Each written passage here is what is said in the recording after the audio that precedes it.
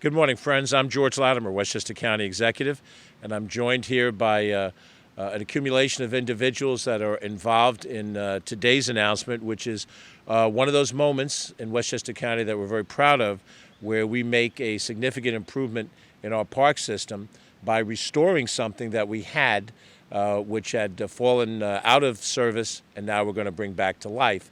It's the same keeping by which we reestablished the Spring Ridge pools and fixed the Miller House and renovated the North County Trailways. And today here at Croton Gorge Park, we're going to be putting back into service a beautiful fountain. And we want to thank those who've raised these issues for us and give us an opportunity to add back something so the people of Westchester County can enjoy this. This is obviously a very beautiful day. I take no credit for it, but I think the Westchester County Board of Legislators does. So let me reference Vedad Gashi, who's the legislator that represents this area. Catherine Borgia and Colin Smith also represent areas nearby, and we're very appreciative of the Board of Legislators for their role in all of this. We're also joined by J. Henry Neal, who is the chair of our Parks Board. And Henry, who I've known for a long time, has been a very active chair on the Parks Board. He has been to every one of these parks, and he has advocated for improvements that help us look forward, along with the Westchester Parks Foundation. And in a few minutes, you're going to hear from our Commissioner of Parks, Recreation, and Conservation, Kathy O'Connor, who has supervised this tremendous system of 55 parks. We also will hear in a few seconds from Commissioner Vinnie Sapienza from New York City Department of Environmental Protection, and we're very appreciative of the role of both the agency and Commissioner Sapienza for their role in all of this. And then I'm going to turn on the fountain using this device that will turn on the fountain, or at least cause the fountain to be turned on. We'll put it that way. Try to be as honest as we can. The New York City Department of Environmental Protection, New York City DEP, actually owns this beautiful dam behind us. We've had a tremendous increase in visitors to all of our parks in 2020 because of the pandemic. This particular park saw a record number of visitors to the point where we had to regulate parking. As you can see, the amount of parking spaces that are here, it should be ample for, an average turnout. We have some parking in the back, but we had parking along this route and then all along 129 up at the top of the hill. People came by to see this beautiful site. I mean, it's absolutely gorgeous. And the fact that this is one more element of what you have in Westchester County that is a gift that we've been given from our parents and our grandparents. And our job as stewards is to maintain it, to revivify it, and to put it back into service. This is a 97-acre park here at the base of the Croton Dam, and you have beautiful views of the dam, the spillway. The new Croton Dam and fountain were built in 1906, and the fountain was constructed by the New York City DEP when the dam was constructed, and it went with the land when it became a county park in the 1960s. So the land itself is the park. The dam is still owned by the DEP. DEP has made major repairs to the dam, but this is the first time it's going to be advanced this way in a decade. And of course, what we're looking at is both practical for tourist purposes, but it's also symbolic. Water is what gives us life, and the flow of water is like the flow of time. And those of us who come to these parks as young children grow into old men and women and pass on that experience to young children of that day. And as I said already in this comment, I think it's very important to understand who we are in public office. We are not the owners and the managers and the rulers of these things. We are the steward of these things. These things will exist long after individual terms of office are over, when all of us are in retirement, and when all of us pass on. And that these gifts are something that our children and our grandchildren will enjoy in the years to come. That's why we invest in the parks. That's why we invest in other physical assets. That's why we don't treat them cavalierly. That's why we don't get short-term budgetary benefit by shutting them down, and we don't sell them off. We make sure that we protect them and we secure them for the years to come. With that, I'd like to bring on first our Commissioner of Parks, Recreation, and Conservation, Kathy O'Connor. She and I are going to see each other in, I think, 2 more settings before 2 o'clock at 2 other county parks. And the activity of what's happening in the park system is tremendous. And, of course, as we come into Memorial Day weekend, she may be the hardest working man in the show. Commissioner. Thank you. Well, with that kind of introduction, how could I ever lose? And I have to say it is an absolute pleasure to work with a county executive like George Latimer, and I'm not just saying that because he just said what he said about me.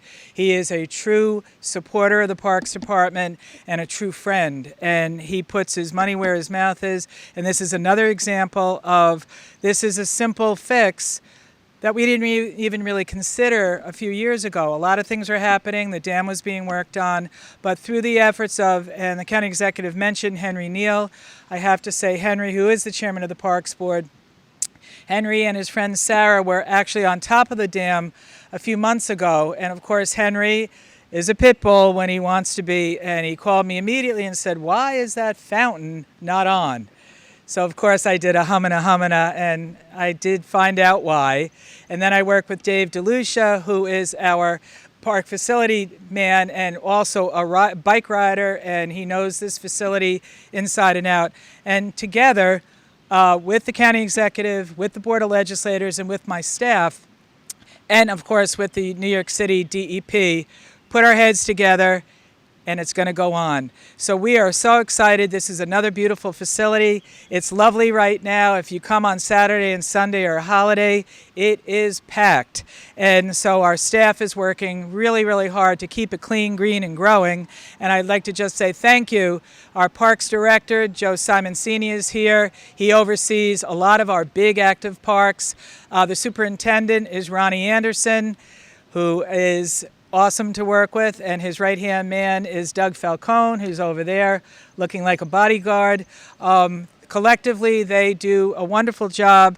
There's a lot of work that goes here. We do have bathroom facilities, plus porta sands, garbage, etc., cutting the grass, weed whacking, and now the fountain. So we're very excited to be able to turn it on, and we're looking forward to having it on in a few minutes. It will be on continuously until the fall. We turn all water off by the end of October. So come back and enjoy it. Henry, thank you for your work with us, and Sarah, too, for being the eyes many months ago. And look what happened. It should all work like this. Thank you very much.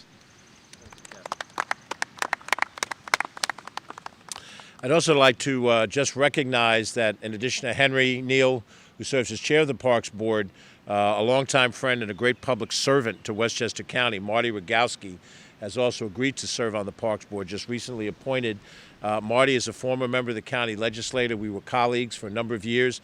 He served as the majority leader of the Board of Legislators and in his own right been very active in a host of different areas. And now we have the benefit of Marty's wisdom and advice along with Henry on the park. So, Marty, thank you for taking on that responsibility with Henry. We appreciate it. Next, I'm going to ask Commissioner Vinnie Sapienza to join us and say a few words. I think there's a very important symbolism here in the New York City DEP owning a facility and Westchester County owning a facility and working in coordination. There's a lot of narrative out there on other issues which pit the city against the suburbs. And certainly, if you talk to some people who live in the suburbs, not just Westchester, but other suburbs, they look at New York City in a certain light. And people who live in the city look at the suburbs in a certain light. It's not always flattering. And there's always this perception, I think, that somehow the suburbs and the city are at counterpoint with each other, that our mission is to somehow get something out of the other that the other one has. The wisdom of having New York City control the drinking watershed, which can at times frustrate counties outside of New York City, gives New York City the best water system in the nation, and that allowed New York City to grow as the metropolis that it is. That plus the Erie Canal and the Hudson River, if you know anything about American history. And the strength and the success of New York City is absolutely critical to the strength of Westchester County. And to the extent that you may not hear that out of a suburban county executive, that the strength and the success of New York City is critical to the strength of our suburban county. We have many things in common. We have transportation routes in common. Tourism is in common. But in this particular case, what New York City has done in protecting the drinking watershed has been essential to help Westchester County as well. So Commissioner Vinnie Sapienza, please share some of your thoughts. Thank you. Thank you, County Exec Latimer and Commissioner O'Connor and the team. Yeah, just first I want to thank the county executive. Over the last few years, we've done so many water supply projects together, and his leadership and his thoughtfulness has really helped push a lot of stuff forward. So just, I want to echo some of the things that you heard already. I guess the dedication and the work that we've done together, New York City and Westchester, goes back to 1842, when the first Croton aqueduct was built.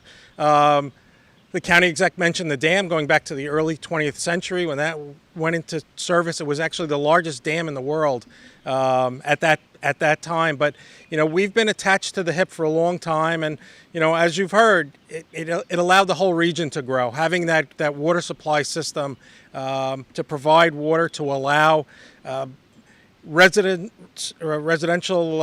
growth and business industry really helped us all. The other thing you heard about is open space, and the county exec mentioned that this park here had seen a large growth in visitation over the last year due to the pandemic. We've seen the same at our watershed parks, and so I think, again, it's important that we look at not only water supply issues but open space issues. They go hand in hand together. So, want to thank everybody. Looking forward to starting that fountain, and again, the fountain just is a testament to our collaboration on things. It's New York City water going through a Westchester Parks fountain. So, again, appreciate everyone's dedication to getting this done. Thank you all.